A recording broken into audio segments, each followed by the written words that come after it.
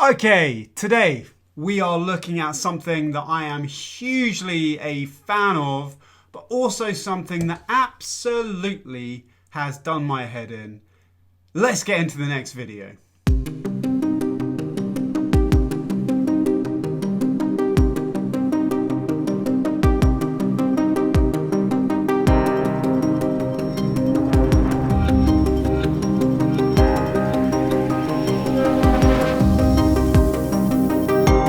About this beauty is the Weebill-S, the Zhiyun Weebill-S, and if I'm completely honest, I love this product, I love this gimbal, but also at the same time I have a real hate relationship with it as well, and I'll explain sort of my journey as to why I love it and why I hate it. And I'm just trying to remember, how does this thing look? Right, first of all, let's talk about the good, then we'll talk about the bad, then we're going to talk about the ugly. First of all, the good. So first of all, it's very light, it's easy to hold in the hand. This little attachment, so I've got on here a quick release tripod end, which is brilliant, really helpful, and you can also mount it from there, so you can use the handle to underslung mode.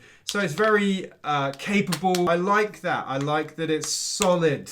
Like you can just plonk it down and you can't see that, but it doesn't go anywhere. It's good. It's good. I like this wheel, which allows you to do rack focus. Really good. Follow focus. Good. It's got pan mode. It's got pan follow. It's got lock mode. You can do vortex shots with it, where you hold the camera and the end of it spins round. You get that sort of cinematic vortex effect that you see in films. Reality is you're never really going to need to use that unless you're making like really crazy movies. So good. What else is good about it? What else is good is you have some replaceable batteries here.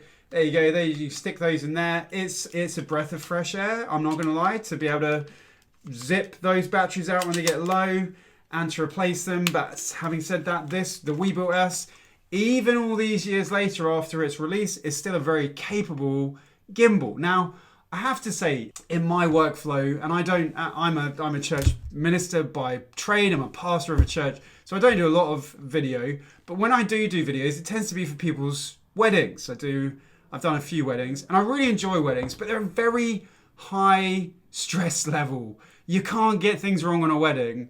It's great to be able to have a gimbal that lasts all day, that's capable, that does what you need it to do. It has a little button on the top, which you can hold, and if you press this little trigger at the front, you can see the little trigger, that trigger there enables you to lock it in position. Balancing is fairly straightforward. You put it on a flat surface, you basically start at the top and work down, and there's little adjusters that enable you to balance it. And to be honest, once you've done it once, it's pretty straightforward. You can even, if you want, just leave it in one particular setting. Just make sure you're not putting loads of different lenses on. And the motors in this are strong enough to deal with a fairly heavy setup. I can't remember off the top of my head what the maximum weight that this gimbal can deal with is, but I know it's good. It has a joystick, has a nice little display there. I won't switch it on, because if you switch it on without a camera on, it goes a bit weird. It doesn't like it. It jitters around. So it's all good. What about the bad? Let me put the bad and the ugly together. I'd say it's got more good than bad, this. But when it's bad, it's really bad. Example being, the last two weddings I've done, this has failed on me. Picture the scene. You're nervous. Sweat is dripping off your brow because you're so worried about getting the shot wrong. And then the music starts. The bridal procession starts coming in. The bridesmaids making their way down the aisle. Not with a gimbal, but with their flowers. You glance abroad. Everyone looks round. They gasp in amazement of the beauty. And then, beep, beep, beep, beep, beep. The gimbal failed. Twice. 2 different weddings this has happened to me. Died. The first time it happened was just as the bride was coming down the aisle. I had to hand hold it, and in the end I couldn't even use the footage because it looked so bad. Thankfully I had a second camera which was shooting that part, And the same sort of thing happened to me in the last wedding that I did as well. There is something in the software for this gimbal that tells the gimbal if it's a major, important, life-changing moment, never to be missed, to fail. I'm convinced of it. But it's just left me thinking I can't trust it. And that is an unforgivable position to be in when it comes to using technology. You have to be able to trust the technology, and I don't. And it means that I tend to do more without the gimbal than with now.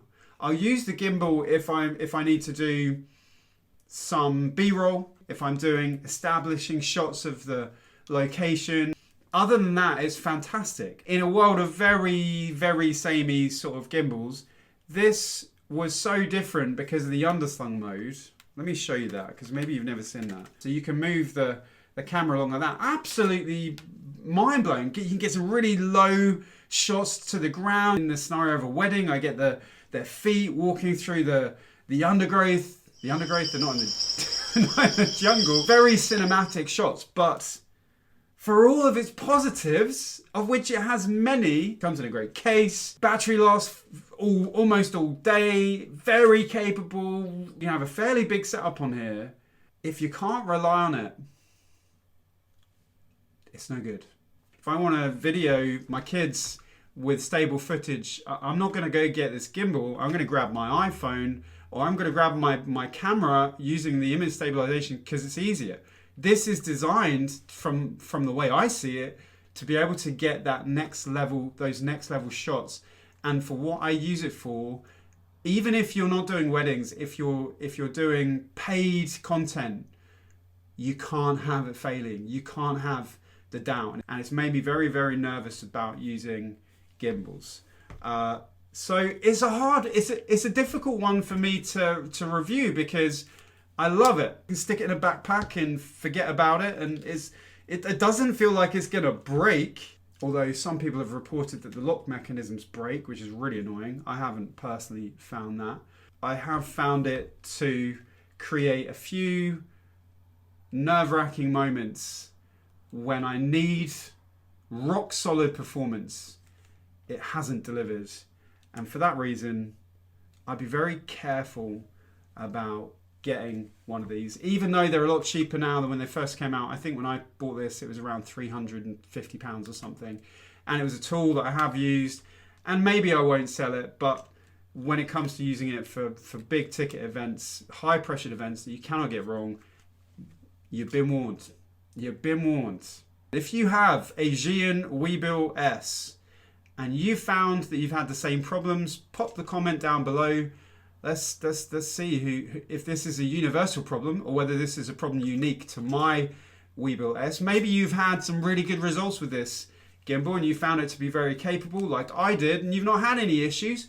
Perhaps you can shed some light on why it's happening so that I don't have to sell it, because I really do like using gimbals in general. That's it. As you were, over and out. See you on the next video.